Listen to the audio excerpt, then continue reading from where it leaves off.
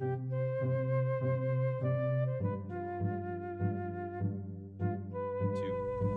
I'm James Harvey, the professor of music theory at the College of Southern Nevada with 5-Minute Music Theory. Start the timer, and we're going to do a 3-chord progression in this video, a very common progression. And how about let's do it in the key of G major. We're going to do a tonic, submediant, subdominant progression. 3 chords. G is our bass note of the tonic chord, and then E is the bass note of the submediant, and C is the bass note of the subdominant. If we tried to voice this any other way, we'd have a lot of leaps, so this is going to be our best bet.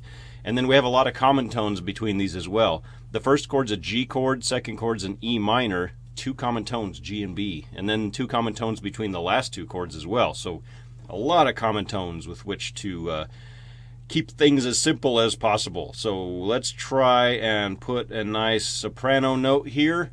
We could use any of those, and technically we could use the G at the top of the staff, but that's a little bit far. The bass line is moving down, so I don't want to start too high in the soprano line, so I'm actually going to put G as my soprano note and then hope for some nice contrary motion moving up. And I'm going to finish the soprano line before I do any inner voices. I highly recommend that you do the same. The next one is an E minor. G is a common tone. There we go. The next one is a C major. G is a common tone. Boom, we got a nice simple, kind of boring but simple soprano line. It's only 3 chords, so we don't have to worry about focal points or anything like that because we don't yet have a phrase. Now the first chord, we have our double G. What we have left is a B and a D, and we'd find that the only way to write those is like this. If we tried anything else, we'd have voice crossing. And then the next chord is E minor. B is a common tone.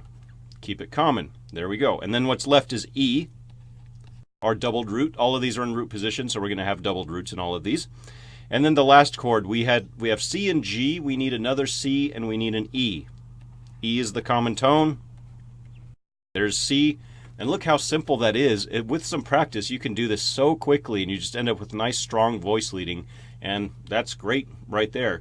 You know, if you look, there's barely anything moving, and as a music theory teacher, I can tell almost right away when looking at an assignment if it's full of errors or not, just by how the voices are moving. And I can see that this is nice and smooth here, and in fact, this is the best possible voice leading that we can have for this progression.